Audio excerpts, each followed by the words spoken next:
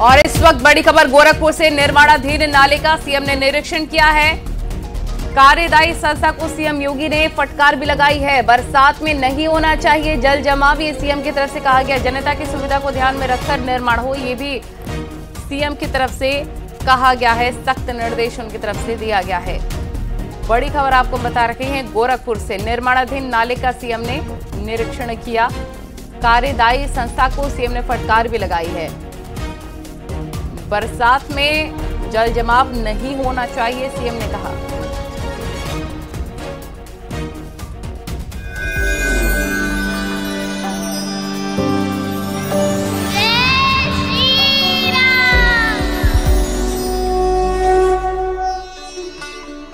बाईस जनवरी को रामलला की प्राण प्रतिष्ठा होगी। उससे पहले अयोध्या में बन रहा भव्य राम मंदिर का दृश्य अद्भुत और अलौकिक दिखने लग गया है, क्योंकि वहां की हर चीज चुन चुन कर लगाई जा रही है। वहां का हर हिस्सा, हर कोना बेहद करीने से सजाया और संवारा जा रहा है।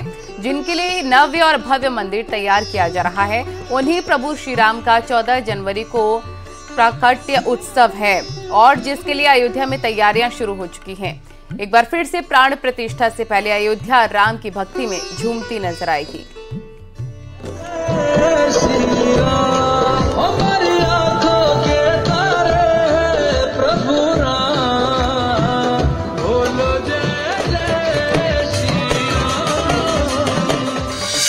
प्राण प्रतिष्ठा से पहले आई एक और शुभ घड़ी।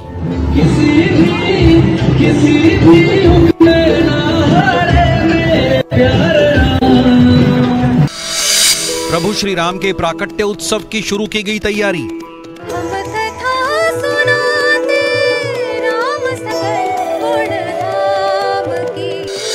75 साल पहले मंदिर में प्रकट हुए थे रामलला।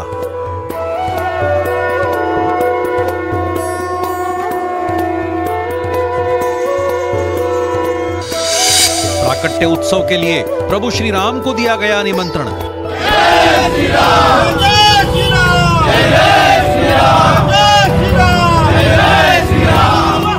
22 जनवरी का इंतजार पूरी दुनिया कर रही है, जब रामलला अपने मंदिर में विराजेंगे।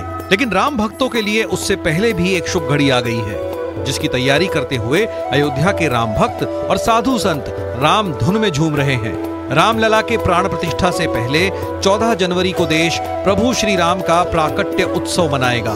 पिछले 75 सालों से अयोध्या में ये उत्सव मनाया जा रहा है, लेकिन इस बार प्रभु श्री राम का प्राकट्य उत्सव कई मायनों में खास होगा। इस साल ज्यादा उत्साह है कि 22 जनवरी को भारत के माननीय प्रधानमंत्री नरेंद्र मोदी जी के कर कमलों के द्वारा स्वर्ण सिंहासन पर बाल रूप भगवान राम विराजमान होने जा रहे हैं। यह सौभाग्य 550 साल के बाद भारत के लोगों को मिल रहा है, अयोध्या के लोगों को मिल रहा है, इसलिए विशेष प्रसन्नता है अयोध्या के संतों में, अयोध्या के नागरिकों में। और राम भक्त नागरिक जो प्रतिदिन यहाँ दर्शन करने के लिए आते हैं रामलला का, उनमें काफ़ी उत्साह है। इसीलिए यह उत्सव विशेष रूप से मनाया जाएगा, जो इस बार 14 जनवरी को पड़ रहा है। 75 सालों में ऐसा पहली बार होगा जब प्रभु श्री राम अपने प्राकट्य दिवस के ठीक बाद में सदियों से प्रतीक्षित अपने मंदिर में हमेशा हमेशा के लिए विराजमान हो जाएंगे।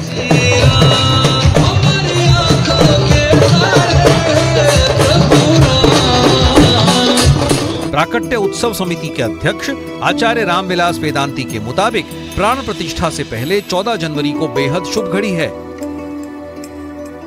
22 दिसंबर 1949 को अयोध्या के मंदिर में रामलला प्रकट हुए थे।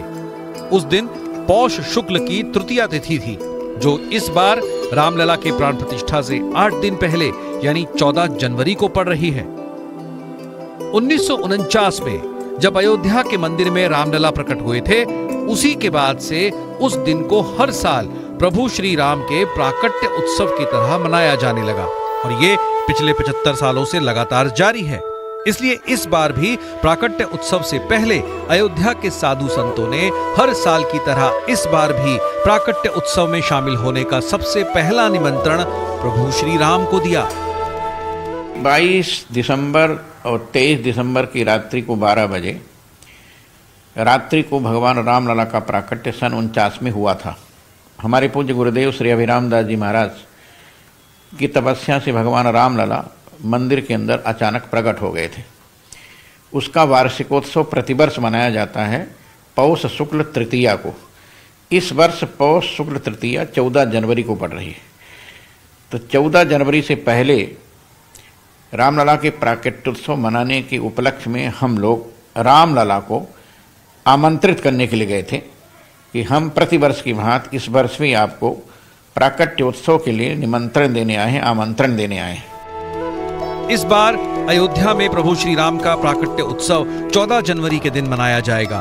भगवान को आमंत्रण दिया जा चुका है और अब तैयारी है उत्सव की, जिसमें रथ, पालकी, हाथी, घोड़े, ऊंट भी शामिल होते हैं। पिछले 75 सालों से लगातार भगवान श्री राम को प्राकट्य उत्सव का निमंत्रण दिया जा रहा है और इस बार भी उन्हें आमंत्रित किया गया है।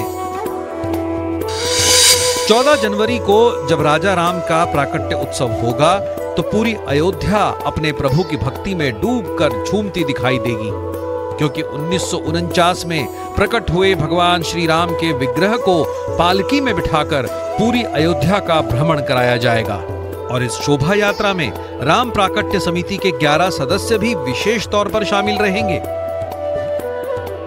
भगवान श्री राम को प्राकट्य उत्सव में आमंत्रित करने के लिए जो कार्ड दिया गया, उसकी झलक आप सिर्फ न्यूज 18 पर देख रहे हैं। यही वो कार्ड है जिसकी पहली प्रति प्रभु श्री राम को दी गई है। ये कार्ड है श्री राम लला के 75वें प्रकट उत्सव के जो आमंत्रण है उसका यह कार्ड है और ऐसा ही कार्ड रामलला को दिया गया है।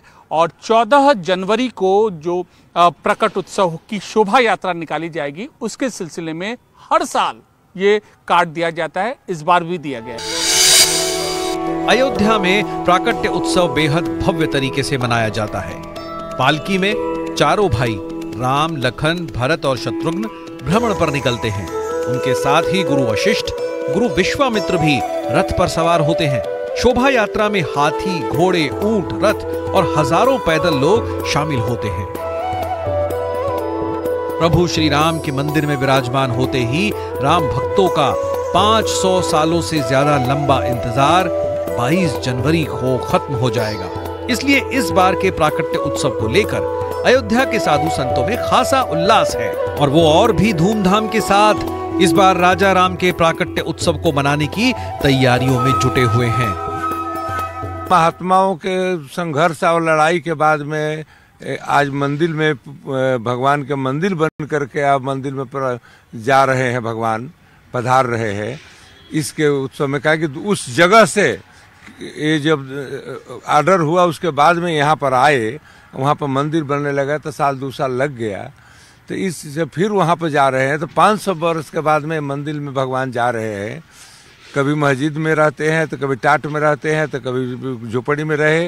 अब 500 वर्ष के बाद में अब अपने मंदिर में जा रहे हैं। इसके लिए ये महत्व उत्सव है, क्योंकि जनवरी में प्रकट उत्सव हुआ था पूष अक्षय तृतीया को। पूष अक्षय तृतीया 14 तारीख को पड़ रही है। हम लोग तिथि के तारीख के हिसाब से, तिथि के हिसाब से मनाते हैं। अयोध्या के